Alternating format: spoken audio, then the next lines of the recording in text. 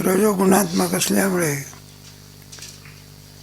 रजाचा वारा व्हायला लागल्यानंतर कोणती फांदी वाढते, तमोगुणाचा वारा व्हायला लागला म्हणजे कोणती फांदी वाढते, मग शेवटी सत्वगुण.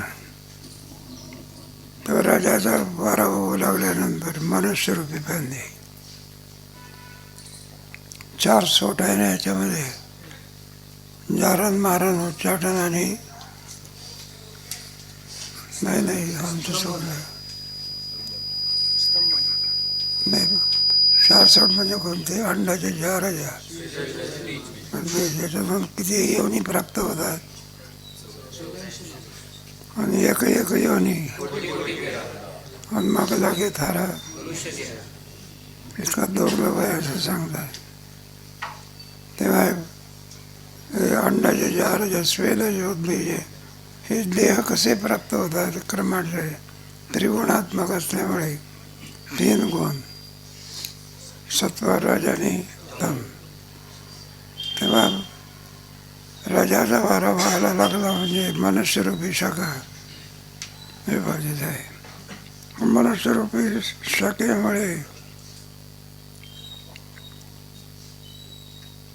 सर्व आपल्याला क्रिया करता येते. वेदत्रयाची आपण आहात ना, नयन्नत्र लागो अर्जुना, मनुष्य वाचून विधान.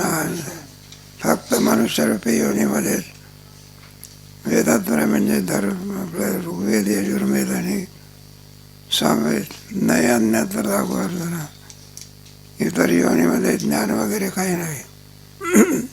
मनुष्य देहाची विधी निषेध, बरं का, विहित कर्म, निषिद्ध कर्म वगैरे सगळे विधी कोणाला कोणत्या देहाला सांगितलेले आहे. हे शिवरात्री करा असं कुत्र्याला सांगतात का? कोणाला सांगतात आहे काय? मग शिवरात्रीचा विधी कोणाला आहे? मनुष्य देहाला आहे. आज शिवरात्र आहे ना, कोणाचा दिवस आहे? विष्णूचा का शंकराचा? बरोबर, एक जण म्हणे विष्णूचा आहे, विष्णूचा आहे पण एकादशी. शिवरात्री कोणाची आहे? याला रात्र देऊन टाकले. काय देऊन टाकले? जे कोणी पत्करत नाही ते कोणाला देत असतात? शंकराला. अमृत घेतलं देवाने, दिलं शंकराला. जाऊ द्या. नंतर लागो अर्जुना, मनुष्य वाचून विधानावा. हा विधी आता हे जे वेदत्रय आहे ना, त्याचंच रूपांतर साधू संतांनी वाङ्मयात केलेलं आहे. वाचा बोलो. मग सगळा वेद कशामध्ये आणला? नाही, महाभारतात आणला.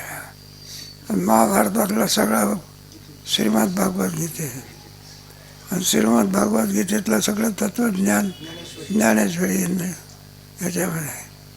म्हणा नाही का, विषय कोणा करता आहे? ज्ञानेश्वरी पाठ कोणाला सांगावं लागते? पशुपक्षाला का ज्ञानेश्वरी पाठ करत त्यांचा उद्धार होईल? माणसाला सांगावं लागतं. मनुष्य वाचून विधान आण नाही, म्हणून तनु मानुषा ऊर्ध्वमूळ जरी शाखा, म्हणून वरची शाखा ही आहे, आणि पुन्हा मुळही हीच आहे. मनुष्य देहामधून स्वर्गाला जाता येते, नरकाला जात आहे. नरका जाणे तरी पापे माझ्या आहे. पर पापाचं फळ कोण आहे? आणि पुण्याचं फळ स्वर्गाधिक वगैरे आहे. आणि मनुष्य देह कोणत्या पुण्याचं फळ आहे? वर जाण्याइतकं काही नाही, खाली जाण्याइतकं. आणि म्हणे मधली योनी, आणि त्याच्यामध्ये समान पाप पुण्याचा अर्थ नाही बघा. अधिक पाप असेल तर अर्ध्या हाती येऊन सुद्धा पाप भोगावं लागतं, आणि पुण्य असेल तर सुख भोगावं लागत असे. म्हणून मनुष्य देह असं सांगितलं. आणि कर्मावरती सिद्ध फळे घ्यायचं का? हिच्यामध्ये कर्म आपल्याला कशासाठी संचिताचा साठा जर कशात होत असेल तर मनुष्य देहामध्ये पाप आणि काय होते? 13व्या अध्यायामध्ये होऊन गेले आहे काय? इदम शरीरम कौंतेय क्षेत्रे. मग याला क्षेत्र का म्हटलं? कोणतं पीक येतं याच्यामध्ये? शेतामध्ये ज्वारी पेरल्यानंतर ज्वारी येते, त्याप्रमाणे शेतलं कोणते पाप आणि पुण्य हे पीक येतं याच्यामध्ये. आणि तरी वाढी, शाखाची वाढतामुळे गाडी, मुळं गाडे तर वाढी पैसे. एखादा झाड आपण पेरतो, वर गेला म्हणजे ते मुळे वाढतात, मुळातून पाणी गेल्यानंतर वरचं वाढत असतं. असा विशाल वृक्ष एक तर तयार होत असतो. ऐसे या श्रीरा कर्मे देहा संसारा देहत्व व्यापारा ना मनवती. अशा रीतीने मनुष्यरूपी देहामध्ये पाप पुण्याचा व्यापार होत असल्यामुळे अन्याय याच्यामध्ये जाई. म्हणून देह मनुष्य हे मुळे होती न चुकी. मनुष्य देह हा मूळ आहे. इथूनच आणखी संसारूपी वृक्ष वाढत असतो. ऐसे जगज्जनिक आहे आणि बोली देते नाही. म्हणून देह मनुष्य हे मुळे होती न चुकी. म्हणून मनुष्य देह हा सामान्य नसून मूळ जसा आणखी सो तसा मूळ आहे. मुळे होती ना चुकी. आणि ऐसे जगज्जनिके बोली द्यायचे नाही. सांगणारा कोण आहे? या संपूर्ण विश्वाला ब्रह्मांडाला निर्माण जयापासूनही सकळ मयी मंडळे हे असा जगताचा वाणीत बोलले त्याने सांगणारावर अवलंबून असते ना. कोणी कोणाला काय जरी सांगितलं असतं तरी त्या सांगण्याला काय ते मग प्रमाण कोणाचे आहे? साधू संघाचे. तस्मात जास्त किती विद्वान असला हे असला तरी त्याला बरं का वारकरी लोक मान्यता देत नाही. मग कोणाला मान्य देतात? तो गोबरायला म्हणला को आहे तुम्ही नाही का कविता म्हटली कुठली आहे बा भंगातली आहे का? तर म्हणला नाही. म्हणलं आम्ही ऐकत नाही ते. आम्ही कोणतं ऐकतो? फक्त संत वाङ्मय. इतर वाङ्मयाला किती मोठा असला तरी काय देत नाही. हे काला होता बघा, त्याला काय त्याच्यातलं ज्ञान नाही काही नाही. तर म्हणलं ज्ञानेश्वर महाराजांनी भिंत चालवली, रेडा बोलवला, हे काल्पनिक आहे. असं म्हणून लोकांच्या बुद्धीचा काय होता तो? मग एक वारकरी ऐकेल का? मग शक्य आहे का? तस्मात शास्त्र प्रमाणंदे. बालवयामध्ये ज्ञानेश्वर लिहिले हेच तर मोठं आश्चर्य आहे. ते काही तुमच्या आमच्यासारखं होतं का? रात्री अभ्यास करायचा आणि दिवसात सांगायचा कसं होतं का? सूर्याला प्रकाश आणावा लागतो का? संताला ज्ञान आणावं लागतं.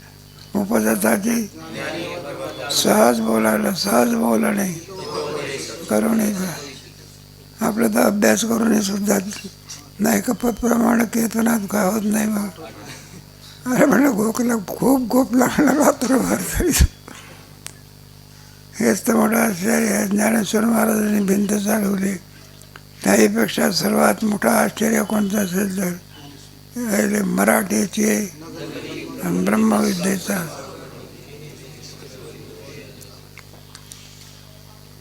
तमाचे दारून चुरावली अवावधान.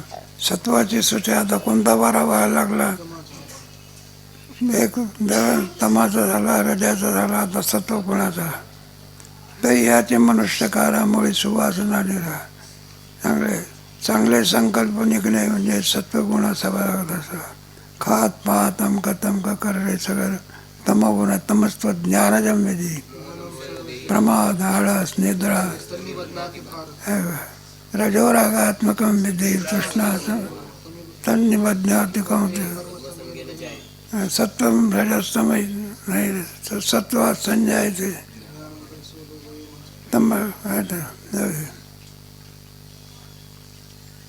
चांगल्या वासना उत्पन्न होत असतात. घेवाने पडते कोंबारा सुकृतांतरी.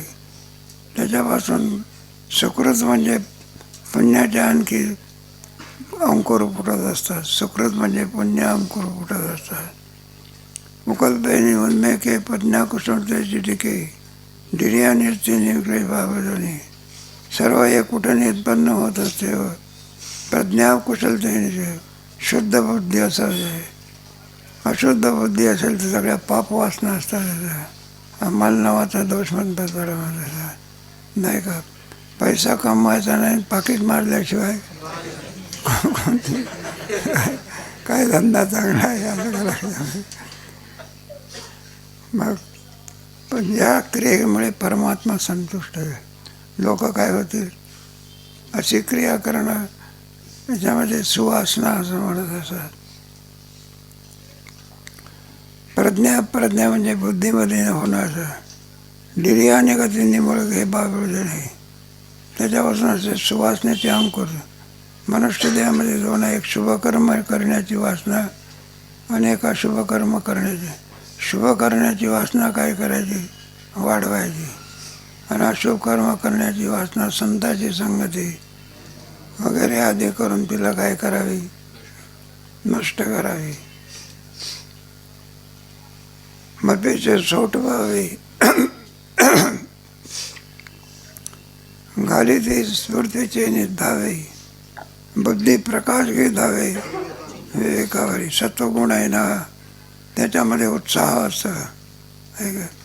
कोणतंही कर्म करण्यामध्ये उत्साह त्याला तमगुण म्हणायचा नाही का. केवळ आज ज्याच्यामध्ये भरलाय त्याला तमगुणच म्हणायचा.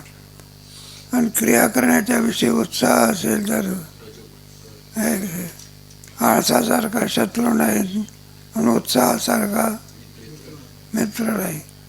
कोणतीही क्रिया करण्याकरता काय असावं लागतो, उत्साह असावा. आहे का? एक दिवस नाही पाठाला गेलं तर काय बिघडलंय, काढा केलं.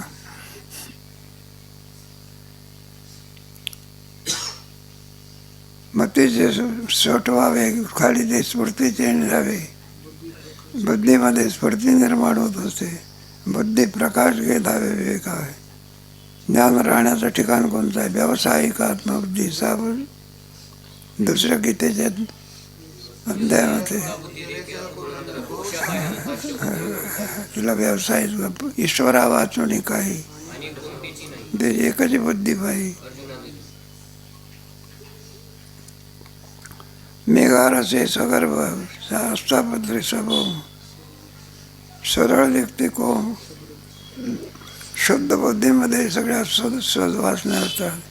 आस्था म्हणजे नास्तिक या विषय, नास्तिक या विषय, असे दोन तरी नाही. एक आस्तिक आणि एक वेद प्रमाण. तुला काय म्हणायचं, आणि वेद प्रमाण मानत नाही वगैरे आधी. नास्तिकाचा तर संबंधच नसतो. जेथे वस्ती नास्तिक वाद आणि पाप पैकी पाप ना काय फेकते तिथे. आणि जिथं संत असेल तिथं पुण्यपैकी आणि पापा कुठे. म्हणून आळंदीसारख्या ठिकाणी काय फेकतं, पुण्य फेकतात. आणि जेजुरीच्या ठिकाणी जाऊ द्या, सगळे चोराचा दरबार जास्त.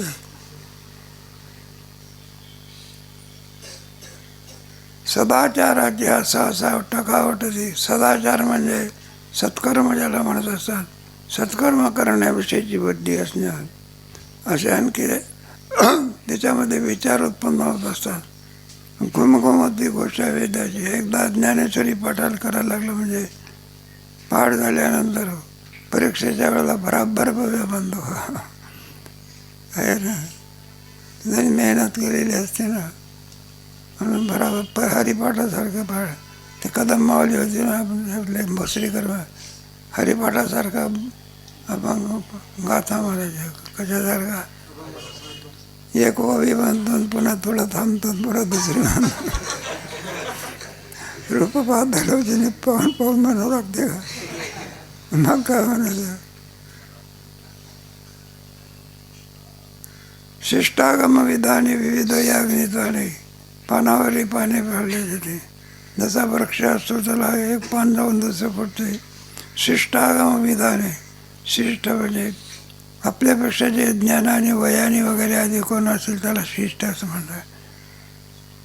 सदाचार ज्यांच्याकडून घडत असतो असे शिष्ट. शिष्टागम विधाने नाना विविध याग विधाने. त्यांच्याकडून नाना प्रकारचे यज्ञ होत असतात. आता विश्वात्मके देवे येणे वागयज्ञ. तर यज्ञाचे काही प्रकार असतात, काही बुद्धिमती यज्ञ असतो, जो काही आणखी वेद इथे गोविंदगिरीने केला होता, बराचसा खर्च होता. 17 यज्ञामध्ये त्याचं वर्णन आहे. आणि आपण ज्ञानेश्वरी म्हणत असतो आणि बरोबर त्याची पूजा करत असतो, यालाही सुद्धा यज्ञ. आता विश्वात्मके येणे वाघ यज्ञ. नामस्मरण यालाही सुद्धा काय म्हटलं आहे, वेद म्हटलं आहे. जे काही सत्क्रिया असेल त्या सत्क्रियेला वेद असं म्हणत असतात. यमदमी गोसाळ्या उठती तपाची आढाळ्या, वैराग्य शाळा कवळ्या वेतन वेल्लाळपणे. सत्वगुणाच्या आधिक्यामध्ये नाही का, यमदम म्हणजे दम म्हणजे नियम, म्हणजे सर्व माणसाला अंतकाळच्या घेऊन जात असतो, तो यम नाही घ्यायचा आहे. ठीक आहे, मग कोणता यम घ्यायचा आहे? यम दम इंद्रियांचा निग्रह करणे, याला काय म्हणायचं? यम. वासनेचा निग्रह करायचा याला म्हणायचं. आपोआप वृत्ती होत असते. यमदम घोसाळ्या त्याच्या घोष येत असतात. उठती तपाची आढाळ्या, सत्वगुण असल्यामुळे अनुष्ठानं करावे, तप करावे वगैरे आदी करून आणि वृत्ती होत असते. कारण कोणता गुण आहे तो? त्याच्यामध्ये विवेक जागृत असतो. कोणत्या? तत्र सत्वम निर्मळत्वात् सुखसंगेन बध्नाति. तत्र मग विवेक जागृत असल्यामुळे तप करा वाटत असं. वैराग्य शाखा कवळी वेगळ्यापणे नाही का, ज्ञानाला टिकवणारा जे तत्व असेल त्याला वैराग्य असं म्हणत असतात. आपल्याला वैराग्य होते, पण त्या वैराग्यामध्ये सत्वगुणी वैराग्यामध्ये ज्ञानाकरता पाठाकरता जाणार हे कोणतं वैराग्य आहे बघ, सत्वगुणी वैराग्य. वैराग्य शाखा कवळ्या वेल्हाळपणा, वैराग्यरूपी फांद्या वाढत असतात. संसारातलं मिथ्यात्व एकदा ज्ञानामध्ये आलं, न सांगताना पाहिलं तेही संसाराच्या मग वैराग्य दौडीत. विशिष्टाव्रताचे भोग धीराच्या इनगती ठीक, जन्मवागे ऊर्ध्वविद्वार उंचावती. विशिष्टाव्रताचे व्रत सांगितलेले ना. एकादशी काय आहे? शिवरात्री सुद्धा व्रत आहे. द्वादशी दशमी व्रतच आहे बघा. द्वादशी सुद्धा काय आहे? म्हणजे व्रत फक्त मनुष्य देहामध्येच होऊ शकते, इतर देहामध्ये व्रताचा विधी कोणाला सांगत असतात. त्याच्यामध्ये व्रत करण्यामध्ये बाया फार निष्णात असतात. इतके व्रत आपल्याकडनं काय होत नाही. एक पाणी व्रत, दोंडा भारत खूप सांगायचे होय. पिपाणी व्रत, पिपाणी होतं त्या दिवशी पाणी प्यायचं नाही. कोणी म्हटलं पाणी प्या तरच प्यायचं, नाही तर काय करायचं, तोपर्यंत पाणी प्यायचं. मग ती बाई काय करते, या घरी जाय त्या घरी जाय, आगत स्वागत करते, पण पाणी प्यायचं कोणी. मग ती बाई म्हणत असते, म्हणले अगं हे असला स्वागत आणि काय पी पाणी मान म्हणते. काही व्रतामध्ये प्रकार आहे ना. सोमवार व्रत कसं आहे, एक भक्त व्रत आहे बरं. एकादशी व्रत कसं आहे, दिवसभर करायचं पाहिजे. आता दिवसभर एकादशी करायची आणि सायंकाळच्या वेळी सोडून टाकायचं. आणि काही म्हणजे व्रत, काही महिन्याचे व्रत, काही 6 महिन्याचे व्रत.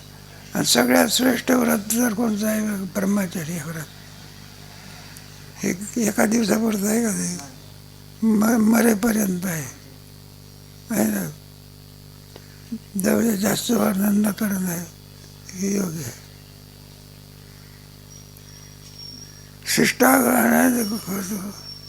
विशिष्टाव्रताचे भोग सगळे मनुष्य देहामध्येच करता येते, अन्य देहामध्ये करता येत.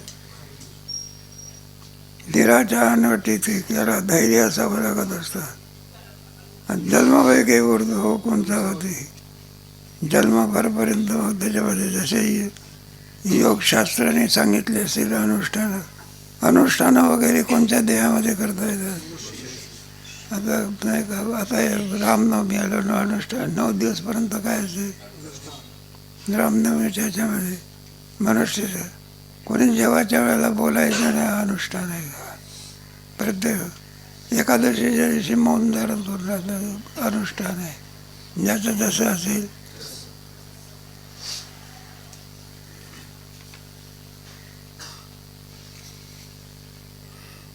माझी वेदाचा पाला झाड तो सुसकुसून सुविद्येचा झडझडाट आणि जो आजी सत्वरूपी वारा व्हायला लागला म्हणजे कोणते पानं घालत असतात जास्त वेदाचे, वेदाकडे जास्त ब्राह्मणाचे पोरं बघा तुम्ही. एकदा ते मुलाला लागले म्हणजे असं वाटते की काही हेच लागलेलं आहे. आपल्या मराठाच्या मुलाला सुद्धा असते बघा, मग अशा काही शिवाय पाठ केले खंड पडू देत नाही. असा सत्वगुणी वारा वाहत असतो. धर्मडाळ भरारी जन्मशाखा सरडी ती आडपट्टी फळी स्वर्गाधिका. त्याला आणखी फांद्याला फांद्या फुटत असतात. धर्मरूपी शाखेला जन्मशाखा सरळी जन्मभरही व्रत करावं वाटत असते नाही का. एका दिवसापुरता आनंद असतो का जन्मभर सुद्धा आनंदाचा आपण काय घ्यावा, भोग घ्यावा. साधू संतांचे हेच दान दे का देवान तुझा. मग किती दिवसपर्यंत तुका म्हणे गर्भवासी. पुढारा गेलोपती धर्मपक्षाची शाखा पालावी. पालनाचा तो नित्य नवी वाढते. पुढा परती रागे. आपल्या ह्याच्यामध्ये असताना पताकाला कशाची पताक असते आपली नाही का. पताक असते ना, तिला रंग कोणता असतो, तो रंग असा आहे तो सगळा सोडून जाईल. सूर्य उदयाला आला म्हणजे वेगळी असते बा. आणि ज्या वेळेला सूर्य मावळत असतो त्यावेळेला सर्व काय करतो, त्यावेळेला रंग कसा असतो. मग संन्यासी लोकांचं वस्त्र कोणतं असते आहे ना, त्यानं पांढरं करून याच्यामध्ये काही जाऊ द्या. संन्यासा धर्म म्हणजे सर्वांमध्ये श्रेष्ठ सांगितलेला आहे. आपल्याविषयी थोडी बुद्धी वेगळी होती, पण सर्व याच्यामध्ये श्रेष्ठ हे कोणतं आहे. मग धर्म अर्थ काम आणि चारी पुरुषार्थ ब्राह्मण क्षत्रिय वैश्य ब्रह्मचर्य गृहस्थ आश्रम आणि शेवटी म्हणजे कोणता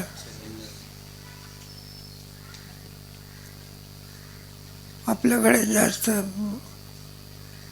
आपला एक महाराष्ट्र आहे ना, इकडच्या उत्तर भागामध्ये फार त्याची स्थिती असते. संन्यासी दिसला तरी घेऊन जात असतात. स्वामीजी आपली क्या चाहिए, त्यांनी जे म्हटलं ते देण्याकरता काय होतात. त्याची दक्षिणा न ऐकणं संपरण मी सांगणार होतो.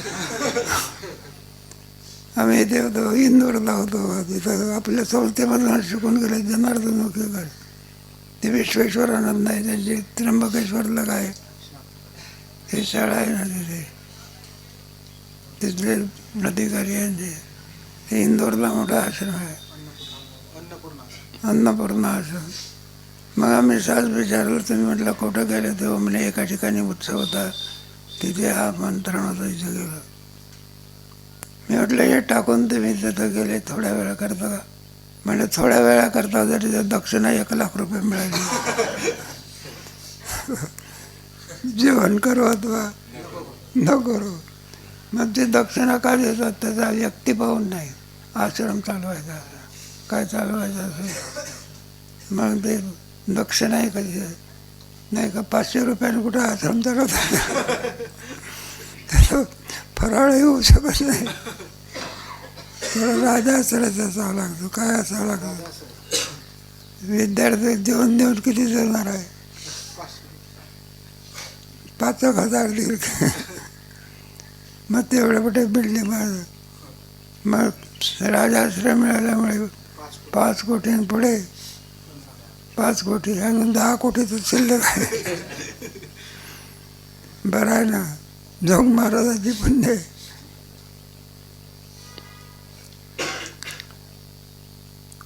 बरं एक एक एक प्रकार तिथे सांगितलेलं आहे. पालना तो नित्य नवी वाढत जय. रवी चंद्रादी ग्रह पुत्र हे सगळे लोक प्राप्त होत असतात. चंद्रलोक सूर्यलोक बरं का, पितृलोक ऋषीलोक विद्याधर लोक आडशाखा प्रकार पैसा अशा आडशाखा मिळून हा संसार रूपी वृक्ष आणखी वाढत असतो. सत्वगुणाची फांदी आहे नाही, कोणत्या गुणाची? ते वरचे लोक सगळे पुन्हा येणं मध्येच राहणारे मनुष्य शाखा, वर वाढणारी सत्वगुण शाखा आणि दगडापर्यंत जाणारी असे होती तरु तरुण लोह. मनुष्य देहातून कोणत्या देहापर्यंत जातात?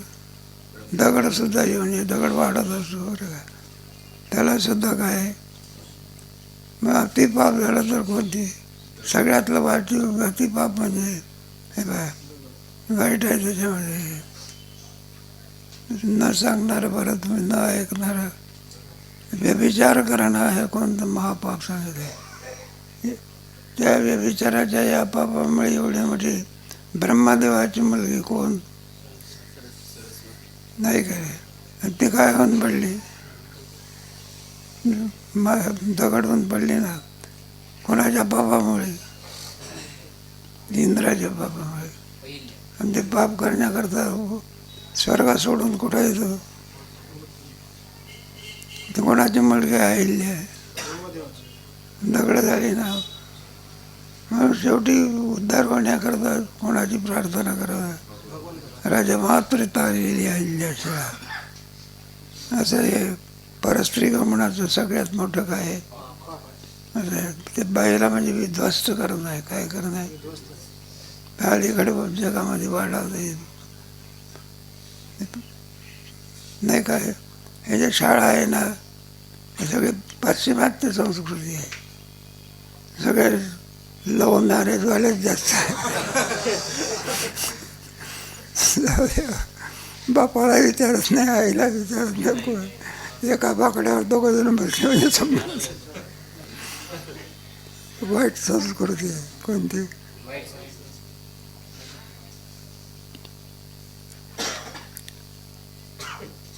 आडशाखा प्रकार पुढे याही उपरी उडवडे गुडले मळाचे नि पुढे इंद्रादिक ते मांदोडे थोर शाखाडे. हे मोठ्या मोठ्या शाखा आहे. स्वर्गाधिकाचा राजा कोण आहे? इंद्राधिक आहे. तेव्हा हे सत्वगुणाची प्राणी कोणापर्यंत वाहते? इंद्रापर्यंत वाहते. तया उपरी डाळ्या तपोधनी उंचाळ्या कश्यपादी या शाखा. आणखी पुन्हा त्या शाखा कुठपर्यंत जात असतात? तपाच्या योगाने वर गेलेले जे कश्यपमध्ये हरी करून ऋषी अशा उंच उंच आणखी देवाचा मावळं वाळव तर ऊर्ध्व शाखाचा पैसार बुडी साना अग्री थोर. अशा उत्तरोत्तर आणखी शाखा ऊर्ध्व शाखा वाढत असतात. वरचा शाखाचा केवढा मोठा विस्तार असतो, बुड केवढा असते. बुडी साना आणि अग्री लहानसं बोट असते, पण शाखाचा व्यवहार केवढा मोठा असतो. फलाढ्य आणि पुन्हा त्याला काय असतं? ही फळं येतात. फळाचे वृक्ष असतात ना, पवित्र वृक्ष असतात. म्हणजे आपल्या संस्थेमध्ये सांगितलं कोणते वृक्ष लावा नाही का. तुमच्या काय म्हणा, जांभूळ म्हणा, आवळा म्हणा वगैरे, त्याला काहीतरी फळं येत असतात. फणसाची झाडं म्हणा, नारळाची झाडं म्हणा, नाही तर आपला कोणता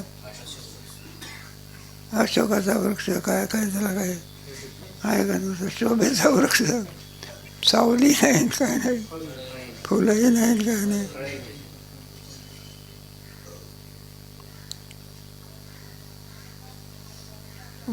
वरी उप शाखा ही पाठी येते फळभार किरडी ब्रह्मेशातन घटी कोंबली गेली. वरी उपरी शाखा ही पाठी, वर शाखा ज्या काय वाढत असतात येते फळभार किरडी. फळाने एकदा फळं यायला लागल्यानंतर ते संस्थेमधलं नव्या संस्थेतलं झाड आहे ना, ते 2-3 पाण्यात सोडून टाकले पाहिजे. केव्हा तोडल्या, कशा तोडल्या तर जाऊ द्या. जर त्या पाण्या तोडल्या ना, त्यांना बसून तुम्हाला आंबे तोडता आले. उभं राहून तोडण्याचं काय नाही, कामाचं नाही. अशा फळाच्या योगाने वाकलेल्या असतात. फळाचे नि ओझेपणे अनुवृत्ती व वांडी झाडे.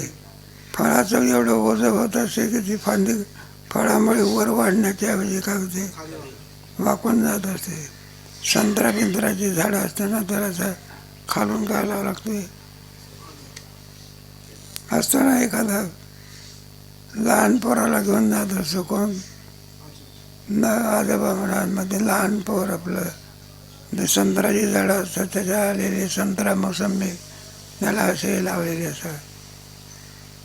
मग नातू म्हणत असतो बाबा संत्र सोडू का, आणि म्हणत तोड की.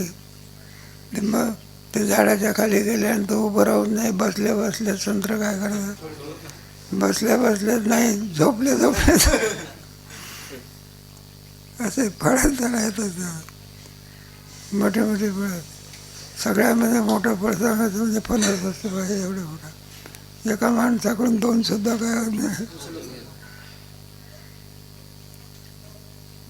उडदी वांडे दोन्ही. आणि जेव्हा मागवते बेसनीमुळे पुन्हा वाढलेली फांदी पुन्हा कोणापर्यंत येते, वाकून मुळापर्यंत येते. अति फळं आले पाहिजे त्याला. किती आले, भरघोस पीक म्हणत असतात त्याला. भरघोस पीक कोणाला म्हणायचं, पानं कमी आणि फळं. कोणतं पीक म्हणायचं, शेतकरी नाही का 16ने पिकाच्या ऐवजी म्हणलं 20ने पीक आहे, असं भरघोस पीक आलं म्हणजे मग शेतकऱ्याला थोडा आनंद होतो का. मग आणि ठकूचं लग्न करायचं असेल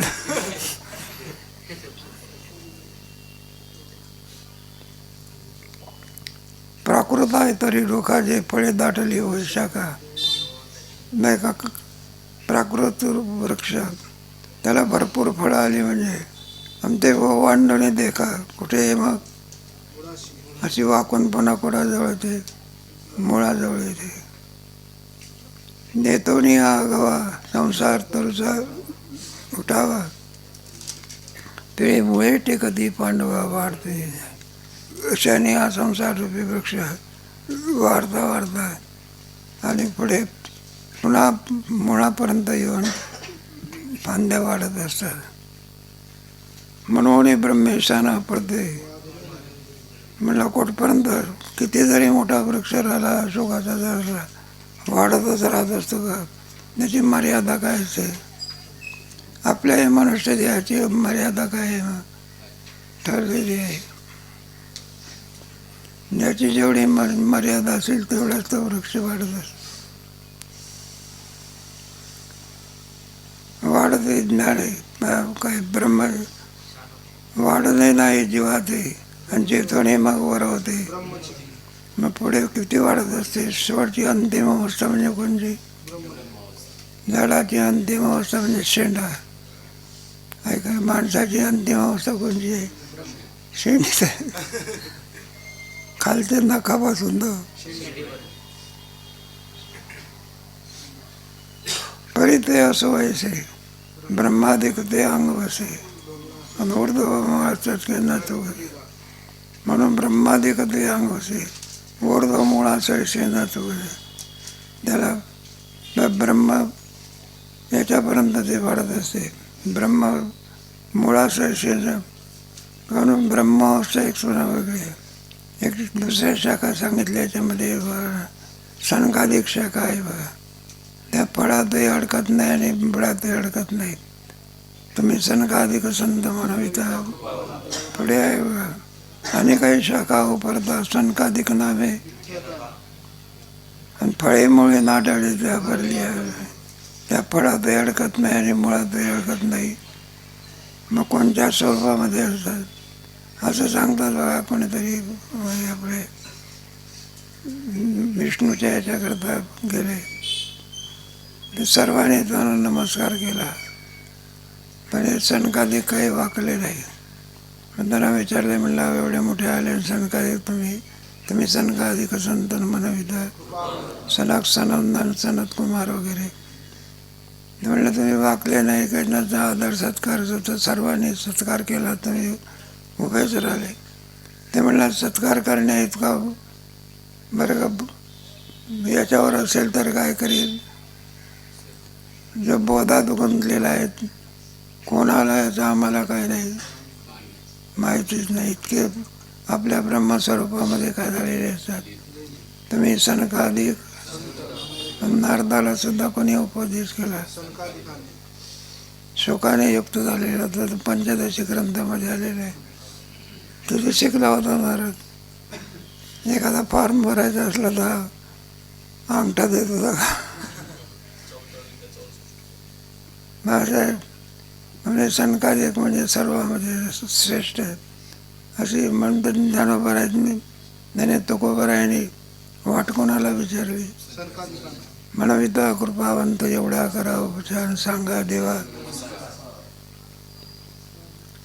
फळेमुळे नाटळत्या भरल्या भ्रमे ऐशी मनुष्याने जाणावी वृद्धी मनुष्यशी पालवी शाखाची वाढवी. याला मूळ जर कोणता असेल तर मनुष्य देहाची आणखी स्थिती वाढता वाढता कुठपर्यंत जाते. वृद्धी ब्रह्मादिशेष यशा ब्राह्मी स्थिती इथपर्यंत आपल्याला मजल काय करता येते, काढता येते. पण आपण तीनच अवस्थेमध्ये रमणार होतो, जागृती, स्वप्न आणि पुन्हा आणखी या देहातून त्या देहातून त्या देहातून किती जन्म झाला. एक एक एक एक वरच्या असं आहे. मग याच देहामध्ये ब्रह्मज्ञान घेता येते, अन्य देहामध्ये ब्रह्मज्ञान घेता येत नाही. हेच देहीकडे देवाचे भजन वगैरे आणि काही ज्ञान पार्था ऊर्ध्वाची या ब्रह्मादे मनुष्यत्व जीव आहे. याला कोण कारणीभूत आहे? ऊर्ध्व म्हणजे ब्रह्मस्वरूपाला जाणे मनुष्य देह आहे. मनुष्य देहामधून माणसाला कोणत्याही देहा वरच्या अवस्था काय करून घेता येतात, प्राप्त करून घेतात. बाकीच्या अन्य देहामध्ये जीवामध्ये ही शक्तीने भोग आहे. काय त्याच्यामध्ये केवळ इंद्र जरी झाला तरी भोग आहे. मग एवढा मोठा कोणता चांगदेव सर्व याने संपन्न होतात. योग विद्या काय, सर्व विद्या काय, तरी पण सुद्धा पूर्णत्व प्राप्त होण्याकरता कोणाला भेटावं लागलं? मुक्ताबाईला. मनुष्यत्वाची होय आधी मनोनी आधी मध्ये तुरीमुळे, म्हणून मनुष्य देहाला मुळं असं म्हटलेलं आहे. मुळापासूनच फांद्यापर्यंत जाता येतं. एवम तुझा अलौकिक ऊर्ध्व शाख सांगितला भावरूप. अशा रीतीने सामान्य वृक्ष आहे का अलौकिक वृक्ष आहे का? अलौकिक म्हणजे सामान्य वेगळं, अलौकिक इतरही लोक गात बसतात वगैरे आनंद करत असतात. मग त्याला भारतरत्न पदवी मिळते का? मग त्या बाईला कोणती पदवी मिळाली? लौकिक का अलौकिक? त्याला अलौकिक म्हणायचं. भीमसेनने दुसरीला काय निघाली? मग त्याला भारतरत्न. खेळामध्ये पुष्कळ सगळेच हुशार आहे की, मग अलौकिकता कुठे? सचिन तेंडुलकर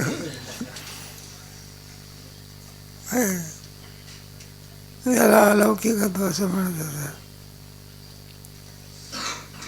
सांगितला भवरूप ऊर्ध्वमूळ.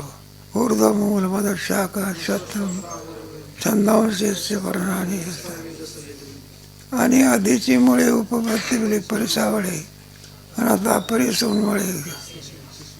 खाली सुद्धा फांद्या आहे, वर सुद्धा फांद्या आहे, खाली मूळ आहे, वरही मूळ आहे. असा अलौकिक वृक्ष आम्ही तुला सागर असा सांगितला. आता याला तसंच ठेवायचं का? मडाला सजवायचं आणि पुन्हा काय करायचं? मग शेवटी काय करायचं? चटकीवर लाकडावर ठेवून काय करायचं? माझा याला काय करायचं? परिसोनमळी कैसे नाही, याला अध्यारोप म्हणतात. आणि पुढे अध्यारोपाचा काय करायचं असतं? शेतकरी काय करत असतो? ऊस वाढवत असतो, वाढवतच राहतो का? आणि एक दिवस कारखान्यातले लोक आले म्हणजे तोडून काय करतात? कारखान्यात जात असतात. आता एवढा संसारूपी वृक्ष अर्जुनाला वाटेल तर शक्यच नाही आपल्याकडनं. म्हणला तर तो कसा नाहीसा करायचा सांगणार आहोत, पण कधी सांगणार आहोत?